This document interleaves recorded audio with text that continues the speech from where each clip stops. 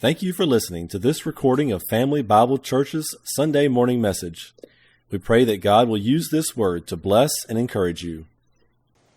So, last week we began a new series looking at the coming of Messiah.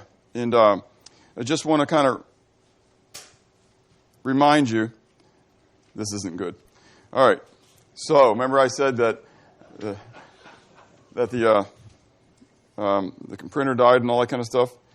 I want you to know that the message that I moved over here was last week's message. So we're going to see how well I know this message. That's good. I didn't want to go for my phone anyway. It's on my computer, but that's up there. So this is fun.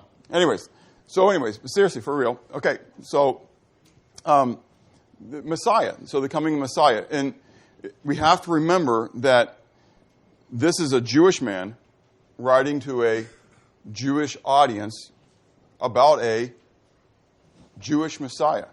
Okay? And so it's all in that realm of Judaism. And in Sunday school, we talked a little bit about God using different nations anyways, coming in and pummeling. So I don't want to get into all that. But there was a comment I made during it that a lot of times we tend to lose focus of the fact that there is the rest of the world out there. I tend to be very self-focused, like I'm in a tunnel vision. Like you exist right now because you're in my realm of living. Make sense? That the rest of the week you become inanimate. You don't really do anything, but you become animate and you do things. Now, I know that's not true, but it's almost like I think that way. It's very hard for me to comprehend the fact that people have lives outside of what I'm looking at, and that you all have jobs, you go to it, you have neighbors that you talk to, you have all these things that are going on, and it's biblically, we got to remember that as well. A lot of times we focus when we study the Bible about what? Everything that's going on. Well, there's a world that's out there, and so today we are continuing our focus on, let's hit the lights, hit this real quick. I got a couple maps. It's going to be easier to see. Okay, that we actually are focusing on this little section here. Okay, and this isn't even. I didn't even start with a picture of the whole globe. Make sense? But we go all the way over here to Italy, so that gives Rome, Corinth, which we just studied a little bit ago. Okay, that was the city of Corinth. Okay, all the way over this way. You've got going into Iraq and Iran and all that kind of stuff, heading over toward India.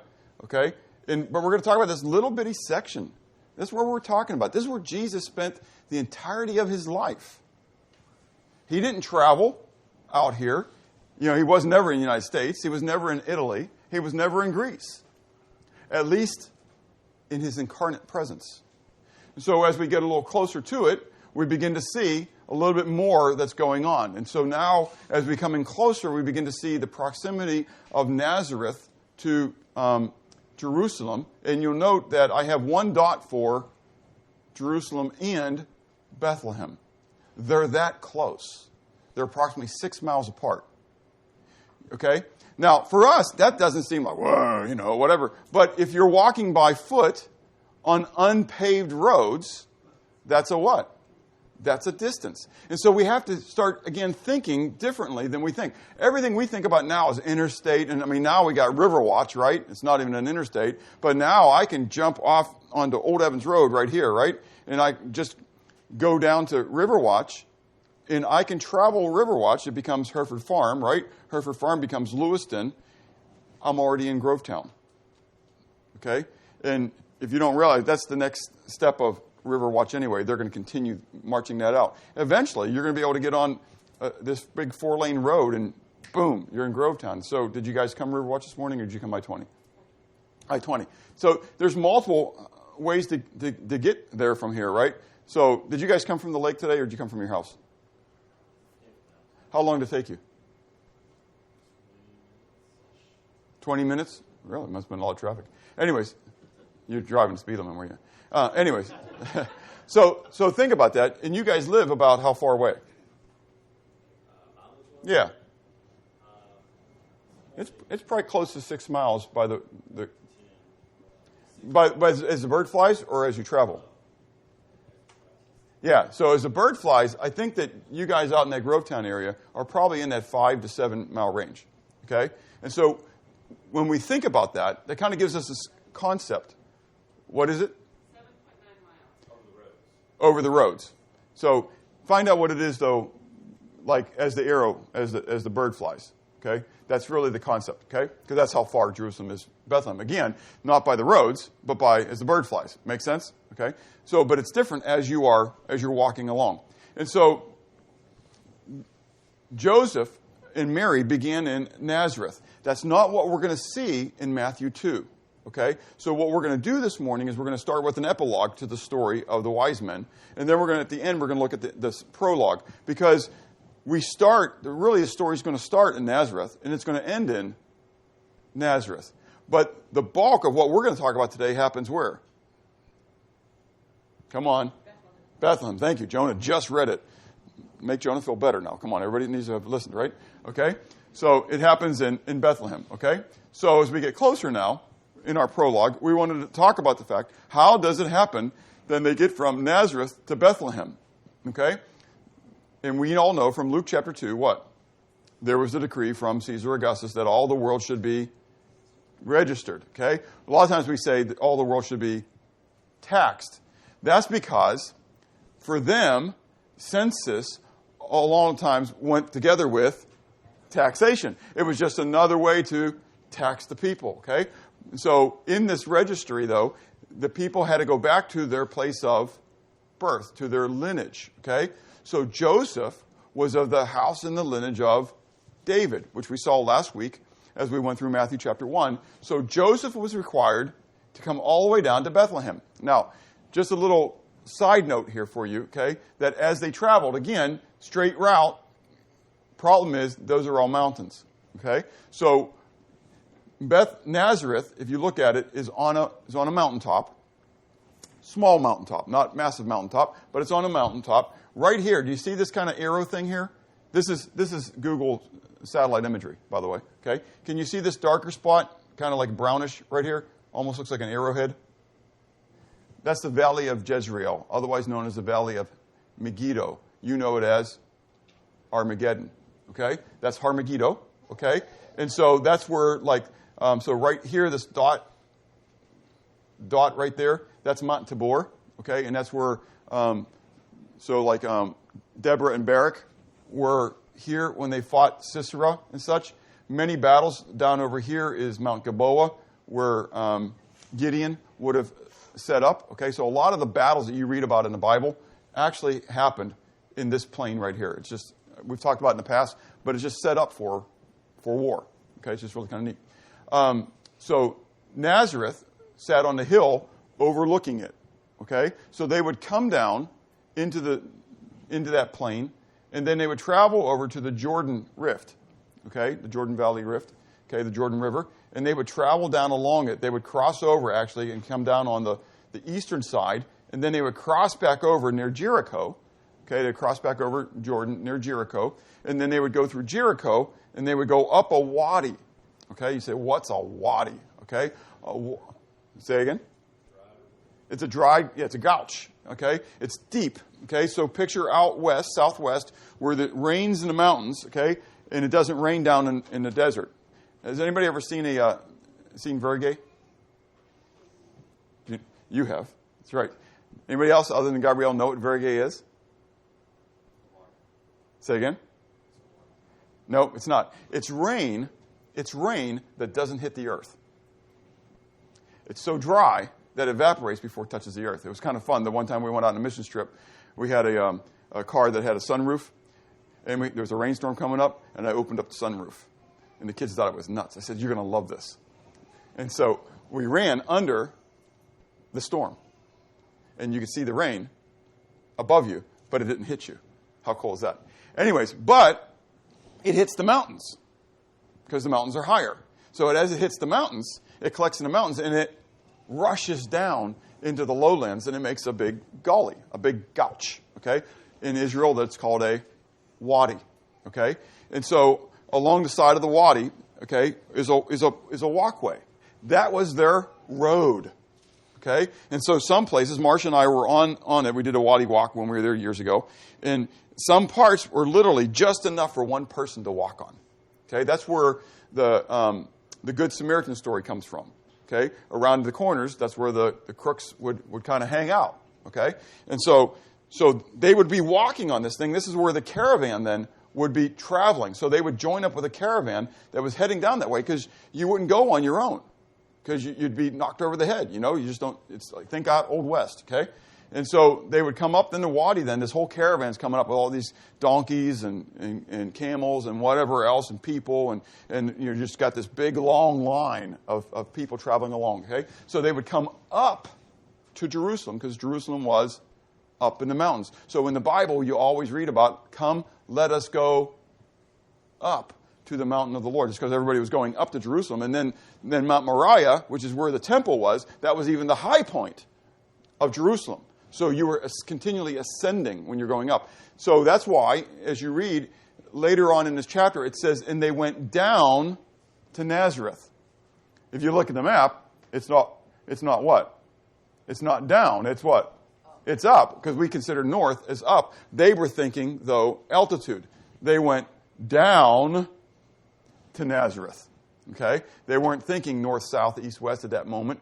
Okay? The concept was they were actually going down in elevation to Nazareth. Okay? So then they traveled, okay, from there, and we see then the house of David was still rooted in the city of Bethlehem. It's an interesting statement for us, okay? Because the house of David has been what? It's been gone. Has there been a king? Was Herod of the lineage of David? No, he was an Idumean. Does anybody know what an Idumean really is for us when we take the Old Testament? Say again? He was an Edomite. Yeah, exactly. He was an Edomite. Who were the Edomites? Good job. They were the descendants of Esau. Jacob and Esau. Jacob became Israel. Esau was the one who God didn't love, if you would, biblically speaking, right? And so Herod was a descendant of Esau. Far cry from a descendant of David. Okay? So the descendants of David aren't reigning at this time. Okay? In fact, the one to whom God is going to use to bring the Messiah is just a simple carpenter. As we're going to see toward the end, he's a nothing. In a city of nothingness. But he still knows he's what? Of the house and the lineage of David. And so the house of David is still considered to be focused at this point in Bethlehem. Okay? This is very important because when they do a lot of the lineages right now, remember last week I talked about how there were some who were showing themselves the lineage and stuff like that? Okay, if we go back to the previous one, they say that the house of David moved up to the city of Aleppo. And so that they believe that all the lineages come from Aleppo. But at this point, the house of David is still where? In Bethlehem. Okay? So they go down to Bethlehem. And so this is where we come into this point. You can turn the light back on, Marsh. This is where we come to this point then of coming into the story with the wise men. Okay? And so we read in the very beginning, in verse 1, okay, it sets us up, bringing, it says, now Jesus was born in Bethlehem of Judea. So we're in Bethlehem. In the days of Herod the king, who was the Idumean, okay, behold, wise men from the east came to Jerusalem. Okay? And so we have these wise men that came. Did I show that one? I skipped I thought I had I don't. I must have deleted that slide. Thought I had this slide. But if you can see this slide, this yellow arrow, okay? This is how they would have traveled, okay? That in here is all desert. So they wouldn't have traveled straight across because they wouldn't go through the desert. But they would have to go up the Euphrates River Valley. Then they would cross over into Syria and Damascus, and they would come back down north, down through, okay? So these wise men come in, okay? Now, what we know about these wise men, okay, is their expectancy. Do I need to go backwards on this? No, right there. Okay. Is the expectancy of it, okay?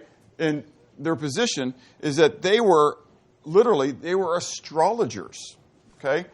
We could make them magicians, sorcerers, if you would, okay? And so I have here in Daniel chapter 1, okay? You can look at it if you want in your Bible, but verses 3 and 4, then down to 18 and 20, where we find out that Daniel and Azariah, Hananiah, and Mishael, you know them as Shadrach, Meshach, and Abednego, were all magi, okay? They were these sorcerers. They were the astrologers, and they were taken. So we read beginning in Daniel chapter 1, it says, the king, that is Nebuchadnezzar, okay, instructed Ashpenaz, the master of the eunuchs, to bring some of the children of Israel and some of the king's descendants and some of the nobles, young men in whom there was no blemish, but good-looking, gifted in all wisdom, possessing knowledge, and quick to understand, who had ability to serve in the king's palace, in whom they might teach the language and literature of the Chaldeans. Okay? So there were Jewish boys who potentially were descendants of David, okay? And they were going to be brought to be taught in Babylon. While they were going to be taught. Well, we find out at the end of the chapter what they were taught. It says, now at the end of the days, when the king had said that they should be brought in, the chief of the eunuchs brought them in before Nebuchadnezzar. Then the king interviewed them, and among them all none was found like Daniel, Hananiah, Mishael, and Azariah. Therefore they served before the king. And in all matters of wisdom and understanding about which the king examined them, he found them 10 times better than all the magicians and astrologers who were in his realm. Okay? The term there in the Greek Septuagint is magi, magoi. Okay? That's who these magoi are. Okay? They're astrologers, sorcerers from the east. Okay? Who came in. You have other, well, you don't have sermon note sheets. And I don't have mine to tell you which ones were there. It's all on God's plan, right? This is all good. Sovereignty of God works. So, but you have, these other passages then where we read, so I got to go back and talk here from my memory, where Balaam, okay, you remember Balaam? Okay, Balaam was a what? A prophet. What kind of a prophet? Was he a false prophet? See, now this is a struggle, isn't it? Was Balaam a prophet of the Lord? For a short time. Good. Okay, now this is a struggle because Balaam is from the east. From Baal Pethor, okay? He's from the east as well. And so when Balak, the son of Zippor, goes to find somebody to curse Israel, he travels to the east to get one of these magi, these sorcerers, to come and to put a curse upon Israel. But we know that Balaam initially says what? When the representatives come to him, he says, let me go, what? See what Yahweh says. Right? He says that. That drives some people crazy because they want to label Balaam as totally a false prophet, right? But, so he goes and says, nope, Yahweh says I can't go. And so they come back. And so he goes back to Yahweh. And so finally Yahweh says, what? Look, you really want to go, so just go, but only say what I tell you to say. And then we have the donkey that speaks to him, right? And so he goes to Israel, and Balak thinks he's going to curse them. And so he says, set up 7 altars, right? And he goes there, and Balaam opens up his mouth, and what comes out? Blessings. That's right. And 7 times this happened, he blesses Israel, right? But then Balaam is the one who then turns around to Balak and tells him, look, all I can do is bless them, but here's how you can really destroy them. And so Balaam's the one, and we know this from later on, Balaam is the one who tells the Moabites that they can send their women in, okay, and distract the men and cause the men to follow after them, because if they followed the women, they would ultimately follow the gods. And so so Balaam was the one who gave the advice. Okay? So what we know though, Balaam he's from the east. Okay? He's one of these guys. And Balaam is the one who gives the prophecy that we read in Numbers 24. Okay? Regarding the star. Okay? We read, this is Balaam speaking. He says, I see him, but not now. I behold him, but not near. The point is, I see somebody out there, but he's not right now. He's talking about somebody in Israel, and it's going to be a distance out in the future, okay?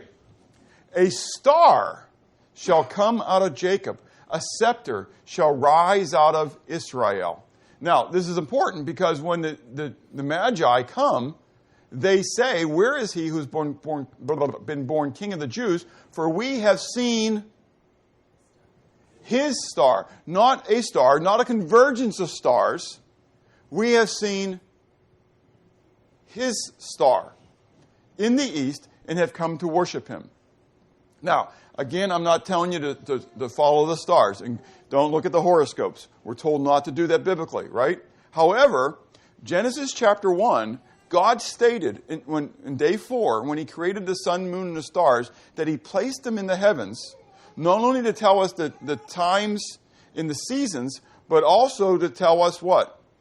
Signs. They were put there for signs. Not just for telling us what the day, the month, the years are going to be, but they were also going to be for signs. So clearly we know that that the heavens are a timetable, if you would, of God. How? We're not specifically what? Told. However, there is some truth out there. You've got to be careful. Because Satan loves to take things and do what? Distort them. Okay? And so, but what we do know is the Magi had wisdom that came from the stars. Okay? Somehow. And they looked up and they saw a star which they recognized as the star of the prophecies coming all the way from Balaam that was indicating that the King of the Jews, Messiah, was going to be born. It's mind-boggling stuff. Because this is how long later? Think about it. Israel was just going into the land. Make sense? Okay? So this is even before the time of the Judges. This is before Joshua. This is in the book of Numbers. They're just coming out of Egypt. So we're talking about something that was almost 2,000 years prior. Almost a 2,000-year prophecy. Probably more like around 1,500 years. Okay, because you got to take out the 400 years of Egypt and stuff like that. But a prophecy that was made almost about 1,500 years before, they're seeing fulfilled. And they're recognizing that this is the fulfillment of it. Now, I want you to be careful. We're not talking astrology here, okay? But the big thing I want you to get out of this, okay, is that these men, right or wrong, indifferent. They want to be right. We know that because we're reading about it, right? They saw an indicator of something which they believed was the fulfillment of God's prophecy. And what did they do? They followed it. They pursued it. They committed themselves to following. Now, I don't know whether God sent them a word as well to tell them, hey, this is the star. We're not told any of that. All we're told is that they came to find the King of the Jews and to worship him because they had seen his star. Now, when they saw his star, I want you to get rid of some thoughts here. Did they follow the star to Jerusalem? No. That's not what we're told here. Read it. We saw his star, and so we came to worship him. They immediately what? Assumed that the King of the Jews would be where? In the capital of the Jews. And the rest of the world may not like this, but the capital of Israel was where? Jerusalem. Okay? So they came to Jerusalem to find he who was born King of the Jews. And they were greatly dismayed that they couldn't find him. Well, the rest of the city becomes very dismayed as well. We'll talk about that in a moment, right? So first they come to Israel, okay? They saw the star, and so they immediately go to Jerusalem. Now, in Jerusalem, they begin to ask all about it, right? But nobody knows. Nobody knows where Messiah is. It's coming as a what? A surprise. Isn't this interesting? It's coming as a surprise, as a shock to the people. Now, I want you to stop for a moment, and I'm bringing in other scripture here, okay? But in Luke chapter 2, okay, after the birth of Jesus, where does Joseph and Mary go? 8 days later. Where? To the temple. They go to the temple for him to be circumcised. When they go to the temple for him to be circumcised, what happens? Not Zacharias. Anna and Simeon. Anna and Simeon are there, okay? What do Anna and Simeon know? They were waiting for him. And they knew that this was him. At least Simeon did, right? And then Anna might have seen. He had that halo over his head. Yeah. They walked in and there's this. No, but they knew. God had given them into waiting, okay? And Simeon says, now I can die. Now I can die. I've been waiting for this moment. Here he is. Yeah, there wasn't this banner over him. Joseph and Mary didn't come walking in with a herald in front of them. Hail the newborn king! Hail the new... The Magi have never been to them yet. We're going to see this in a moment, okay? The Magi haven't been there yet. So this is before the Magi ever came, so they can't even say, look, this has been attested to by even kings or Magi of the East. They came to worship him. They can't even say that yet, right? So they go. So the point is that there is things that are happening already in Jerusalem where he's recognized. Does it make sense? Does Simeon and Anna die before the Magi come? Did nobody pay attention to Simeon and Anna when Jesus comes into the temple and Simeon begins to rejoice in the redemption of Israel? They all kook. There he is again, And now he's putting blessings upon some kid. Think about it. Did not wind of that get to Herod? Apparently not. When the Magi come to Jerusalem and they're looking to where this newborn king is, nobody knows. But word gets to Herod, and he's not very pleased. We'll talk about him in a moment. So they continue their pursuit because word comes to Herod, right? And we'll talk about his reactions in a moment. But for this point, as we're talking about the expectancy of the Magi, that what we want to look at is that Herod, we're told, when he secretly called the wise men, determined from them what time the star would appear, that it did appear, okay? And so he got information from them, and then he sent them to Bethlehem. When they heard the king, they departed, and behold, the star which they had seen in the east, so not the star that they had followed, because they didn't follow a star, but they looked up. They put their eyes back on the star. I think of Peter here. Peter's in a boat. There's a storm. He looks out, he and the other disciples. And what does he see? No, not yet. Well, yes, he sees a ghost.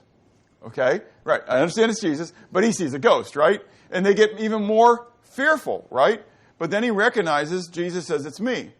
And Peter says what? If it's really you, then what? Call me out onto the water. That's kind of dumb. Anyways, I always thought it was like, if it's not him and he wants to kill you, it's really, he'd call that out too. Anyways, and so Peter says, well, come on out. Or Jesus says, come on out. And so what does Peter do? He goes out and he walks on water. He's walking on the storm. He's just walking out to Jesus, right? And he's almost to Jesus. I say that only because Jesus puts out his hand and picks him up, right? He's almost to Jesus. I don't know how far he walked. He might have walked a quarter mile. I don't know. He might have walked 2 steps. I don't know how far he walked. But I know he starts walking, right? And on the midst of walking, all of a sudden, what? He starts thinking about everything else. He takes his eyes off of the Lord and places it on everything else and does it in his own strength, if you would. And he what? He sinks. The Magi saw the star. They got the word. However that happened. And they instantly what? Made an assumption. And they followed in their own way. Okay? And said to go to Jerusalem. But because the point I want to bring to you right here is, look what it says. And when they heard the king, they departed. Behold, the star which they had seen in the east went before them till it came and stood over where the young child was. The star did what? Move in some manner. It would have what? Led them. In fact, it led them where? Directly to the child. How does that happen? I don't know. I mean, think about it. There's a lot of places that you can be directly under a star. But you got to, is the Bible true or not? Is there a reason why God put that in there or not? But they followed the star. Now, I don't know whether the star started coming down until it kind of sat, and then it hovered back up. Maybe it was an alien ship. Anyways, that's what people would say, isn't it? I don't know how it happened, but I know it happened. Does it make sense? And I wonder, this is just Bob's thinking through this thing, if the wise men would have then followed the yonder star, would they have even stopped in Jerusalem? I don't know. Would they? I don't know. I mean, it was maybe God's plan for them to stop in Jerusalem anyway. God, again, uses what? Our stupidity sometimes to bring about what actually is necessary. Would they have stopped in Jerusalem anyway because it was a stopping point? I don't know how this would have played out. Okay? But I find it very interesting, okay, that when they came out, they look up and, there's the star. And the star, I don't know, did it wave at them? Hey, guys, look, I'm here. You were supposed to follow me. And so they follow the star, and they get there. So again, back to me, to you. Did you ever have feeling that God was asking you to do something? And instantly you do what? Take over? And you do it what? Your own way. Yeah. And then when what? When you don't get the ultimate desired results, you finally say what? You look back up, if you would, and say, was there more? And you find out that what? Yeah, there really was. You just stopped listening when they told you, by the way, I want you to take the garbage out. And so instantly you hear what? I'm going to take the garbage out, right? And so boom, I go out and I what? And no, I'm not picking on Andrew or Anna, okay? And I'm not picking on myself. But just an illustration, because it happens a lot of times, doesn't it? You take the garbage out, and you come back in the house, and you find out what? The whole house trash needed to be done before you took it out. Okay? So if you would have just finished listening to the command, you would have got what? The details that went with it. Okay? So kind of the concept. So there's the wise men. So they follow it, okay? And when they saw the star, they rejoiced with exceedingly great joy. So they get there, okay? And so the pursuit ends at the place where Jesus is born. It's exciting, okay? But the next thing we see their posture. It says, when they came into the house, note they came where? They came into the house, okay? We're going to talk about timing in a moment when we get to Herod. But they came into a house. Where was Jesus born? In a stable, okay? They placed him in a manger, okay? No, but I get it, because a lot of times we say that. But the manger is actually the feed trough. So he wasn't born in the feed trough. They actually laid him in the feed trough. He was born in a stable. And many people, again, think, this wooden stable, okay? But it probably was more of a cave, okay? Or it may have been underneath somebody's house, because they would store their animals underneath their house to give them warmth in the wintertime. So regardless of where it was, we know he was born in a stable during a time of the census. But now when the Magi come, they're in a house. Okay? So God knew where he was moved to, and led them to the right spot. And so they come to the house, they saw the young child, not the what? The baby, with Mary his mother, and fell down and they worshipped him. Huge thing going on here. Okay?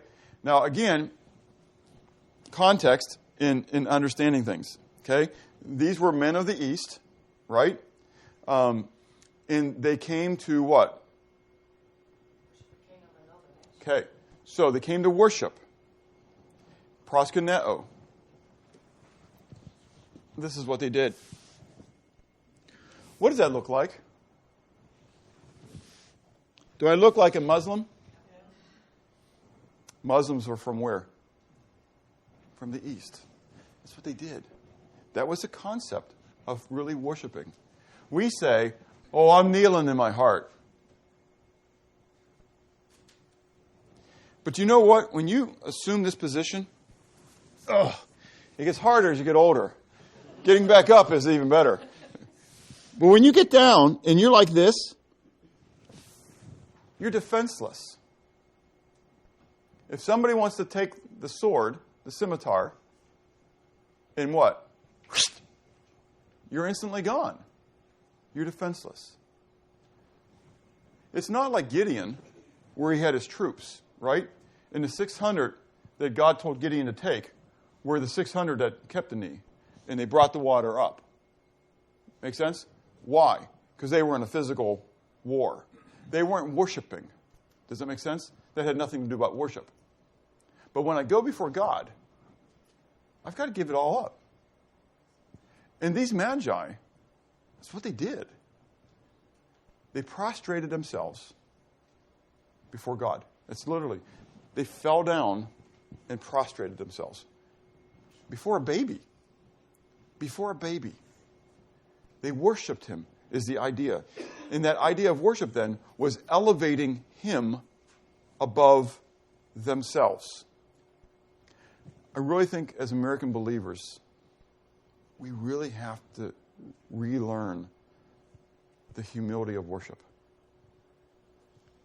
I don't really believe we fear God like we ought to. We don't revere God as we ought to. He's my Abba. He's my Father. And that's very important. He wants me to sit on his lap and read a good book to me, his good book. But there's a point where he still is, he's God. He's the one to whom every knee will bow. And if we know that, why are we afraid to do that or refuse to do that now?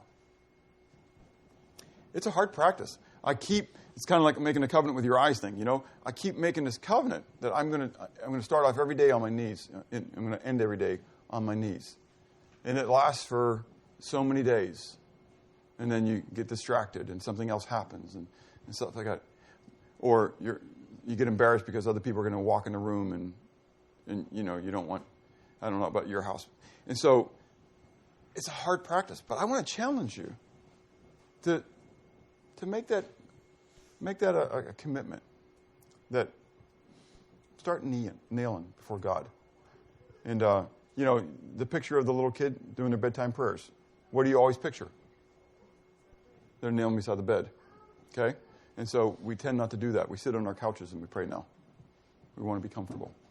So, and when they came, they fell down and they worshipped him. Okay? Their posture. And then we read about their presence. They brought him gifts, gold, frankincense, and myrrh. They brought him what? Costly gifts. Not cheap gifts. They didn't bring him trinkets from the East, Oriental trading. Okay? So, yeah. They didn't bring him the trinkets. They brought him the good stuff. Each one of them, as we sang the song, I love this, the We Three Kings song for that reason. It brings out each one of them. Gold was for what? For a king. The money. Okay, they were going to wind up needing this money as they traveled. Frankincense, it was what they would use in the incense that they would burn to the gods, picturing his deity. Myrrh is the ointment that was used in death. What a gift to give to a baby. Here, we're going to bring you myrrh for your death. But in a sense, think about this. I don't know how much they understood, how much God gave them. But I think there's a point that these three gifts are stated. A recognition of who he was, what his ministry would be. And so they came and they presented their gifts to him. Well, then we run into the apathy of the scribes. We're going back to Jerusalem now. Okay, this isn't very long. This is all we have on them. But this is an amazing thing to me. Again, remember, Simeon and Anna were where? They were in the temple. They were at the temple. How long had they been at the temple? For Anna, we read Anna, I think, if you can go back and check me out on this one, I almost think she was almost there 60 to 80 years in the temple. Check out on this. She had been a widow for a long time. 7? Just 7?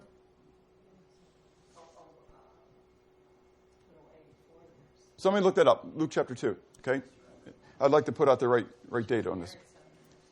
Right, she was only married. She was widowed a whole lot longer than she was actually married. And the indicator is that she spent that time in the temple. That's exactly right. That's exactly right. She dedicated the rest of her life to Yahweh in declaring, say again? 84 years. So the debate would be, was she 84 years old or was she in the temple 84? The way it's worded, you can debate that either way. Okay? So you can go anywhere from 60 to 84 years that she was in the temple. Okay? Looking toward what? The coming Messiah. Simeon was there, continually declaring he knew that he wasn't going to die until when? He saw the Messiah. Okay? And so here's this guy declaring. So anyways, again, I just got to believe that somehow somebody heard something and they had to make a what? A decision.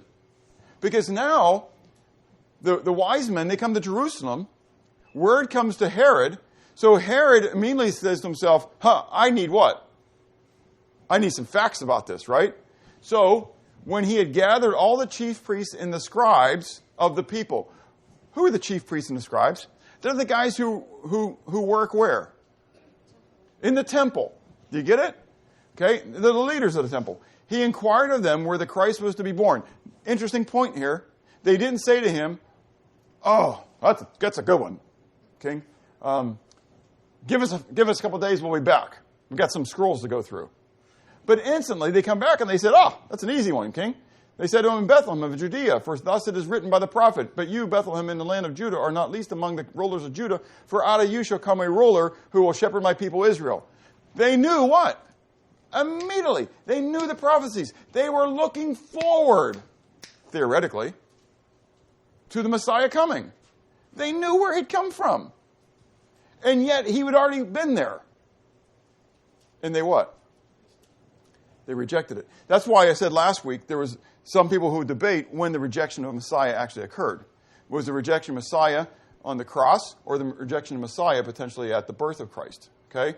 Now we know the ultimate rejection was when? When he was killed. Okay? But there's some rejection happening even at this moment. The apathy of these guys. There are magi coming in. They're stirring up all of Jerusalem. Do you think they heard about the magi being in town? Do you think they knew what they were looking for?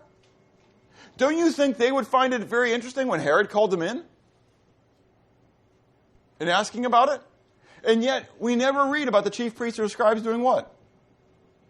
Going to Bethlehem. This is the time they've been waiting for. And yet they ignore it and they reject it. And so I wonder, do I tend to be that way sometimes? You know the word. You can quote the word. But you allow the word to lose its impact in your life. And you become very apathetic about it. I mean, think about it. How many verses can you quote? Do you think about them? Do they control your life? Anyways, it's a very important thing for me. Then we have this antagonism of the king. A lot of words up here, okay? But it's very huge. We go back up to the story again here, right? Where they come, and Herod, he hears. Now, this is very important here, okay?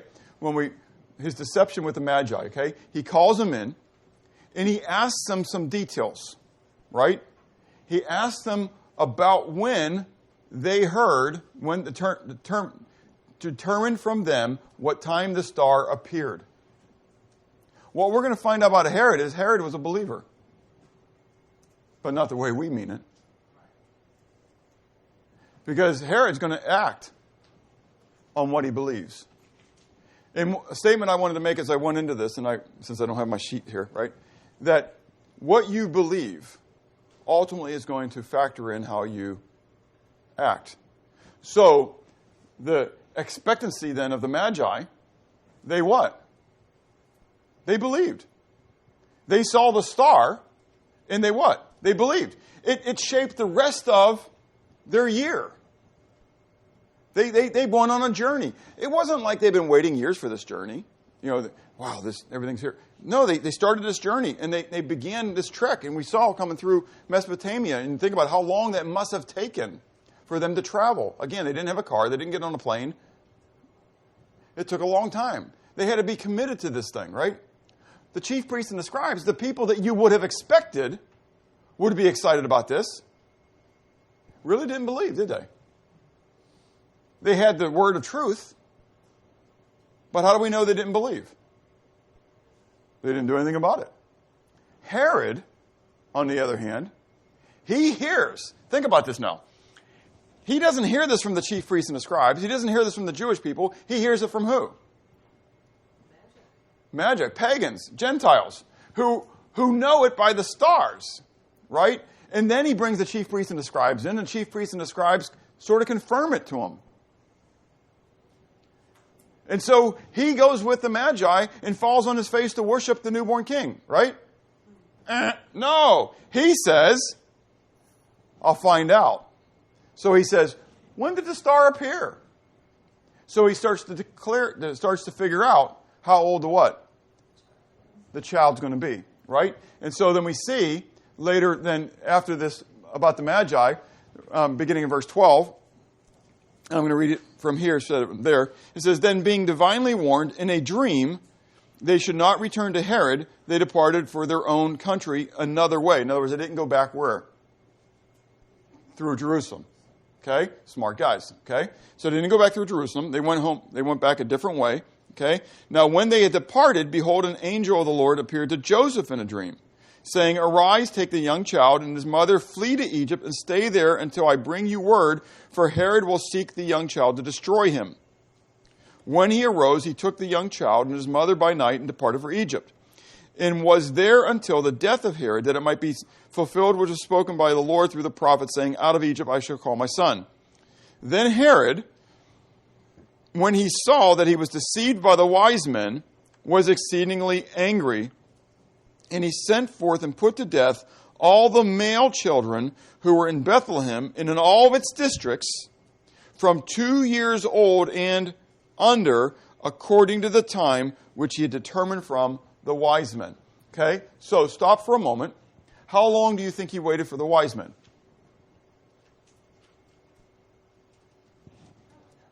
About a month? Okay? Because the Magi would have gone, right? They would have presented their gifts. They may have hung around for a little bit, but again, it's only six miles. It would have only taken them a day to get there. Make sense? So even if he gives them a month, okay, stretch it. Make sense? Then all we're adding is a month to this. Herod then chooses to kill all the babies who are what? 2 years old and younger. Question that you have to ask as you interpret this, because we want to interpret literally, right? But there are some things that become subjective in our interpretation here, okay? When did the star appear? Did the star appear prior to the birth of Jesus? Or did the star appear when Jesus was born? Does that make sense? There are some things that you need to ask. What we do know from this passage, using a literal interpretation, is that the star must have appeared when? Within 2 years. Okay? How do I know that it must have appeared within 2 years? Yeah. Good. We know what they told Herod, and we see who Herod killed, right? So Herod probably was making a little swath there as well to make sure he gets everybody, right? Okay? So we know that by this time, Jesus is probably somewhere between the age of 1 year and 2 years old. Make sense? So you get where we're going on that one? Okay? So it's an important thing, okay? And that's why he's called a young child at this point, not a baby. Okay? And so Joseph now is warned, and he goes to Egypt, okay? Herod comes down, and we have the slaughter of the innocents, okay? There's a lot has been written on that. A very tragic moment, and you have to ask yourself, why did God allow this? Because God what? He allowed it. I don't necessarily have a good answer for you, okay? Other than I know that God allows the sin of man to work atrocities because of the sin of man. And God is a God of grace. He's a God of love. And he's sovereign. Could he have stopped what happened in Bethlehem? Certainly. That's exactly right, certainly. But he chose not to. And so you have to deal with this one. Makes sense? There's a lot of things in the Bible that I just have to what? I have to deal with. It isn't the way... What? Say again? Trust. I got to trust. You're right. It's not how I would have done it. And so therefore I have to trust God in the wisdom of God, that God's ways are perfect. They're higher than my ways. His thoughts are beyond my thoughts. Does it make sense?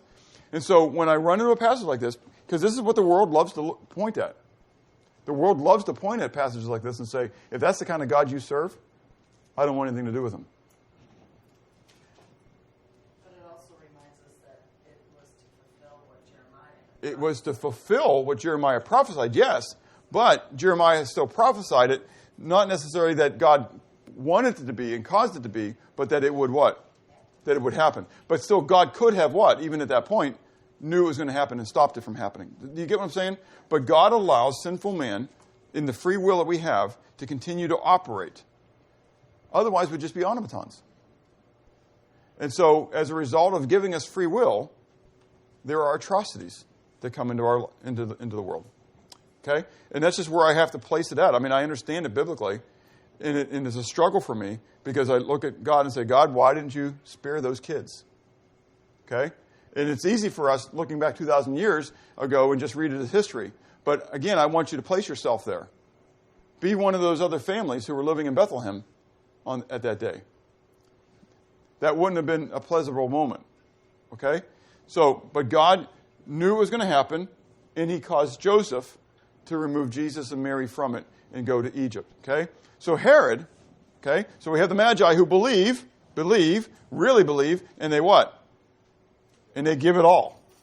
You got the chief priests who should have believed, who don't believe. Then you got Herod, who is the enemy, and think about this, he believes, but he what? He fights against it. Do you remember when Jesus, after the storm on the lake, right? They wake him up, and he says, "Peace, be still." The storm settles down, and they land in the area of the Gadarenes. And who meets them? Say again? Yeah. The demoniac. What was the demoniac's name? Legion, because there were what? Many, okay? And so how did Legion meet him? What did he do? Who said that? Is that Steve? Say it again. He fell down. He came and he prostrated himself, just like these magi. What did he say? Do you remember what he said? What have we to do with thee, Jesus, you Son of God? Have you come before the time to cast us into the pit? James chapter 2 tells us that the devils believe and they what? They shudder. But they don't worship. They don't give themselves over to God. Herod was a believer. You get it? But he wasn't a follower. He was a fighter. There are a lot of people who do that. We've got to move on. So now we have the epilogue, okay, where we have this angelic appearance to Joseph, because this gets us back to Nazareth, okay? And so the end of the story, we have the angelic appearance comes to Joseph just like he had in the beginning, right? God comes to him in a dream again and tells him to move him. So Joseph does what he learned before, and he listens to the angelic message, and he travels then to Egypt. But then we're told that he shall be called a Nazarene, okay? So after Herod dies, he receives a what? Another dream. He receives another message, okay? Telling him that he can go back now, and it doesn't tell him where to go back to. It doesn't tell him to go back to Bethlehem. It doesn't tell him to go back to Nazareth. It just tells him that he can go back because the one who sought the baby's life is now what? Is dead, okay? So we're told that he goes back because for those, verse 20, those who sought the young child's life are dead. Verse 21, he arose and took the young child and his mother and came into the land of Israel, okay?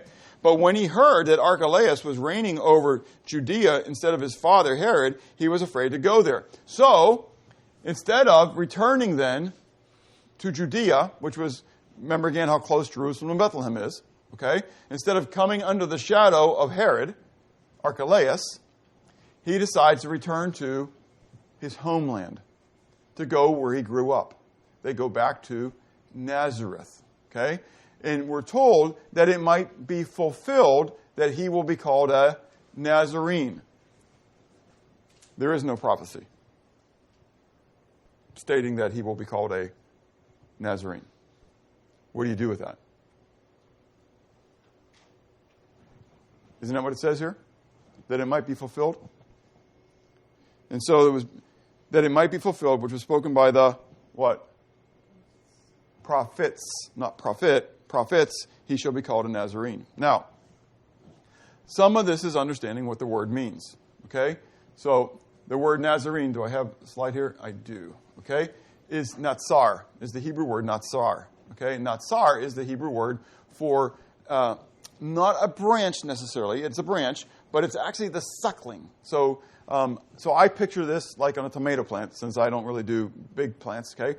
But big plants are the same way, trees are the same way, okay? Like if you picture a tomato plant, sometimes there's a sucker that comes out, okay? And it seems to be a nothingness, and a lot of times we what?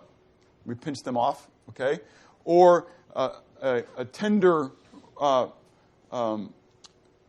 limb that's coming out of the root system.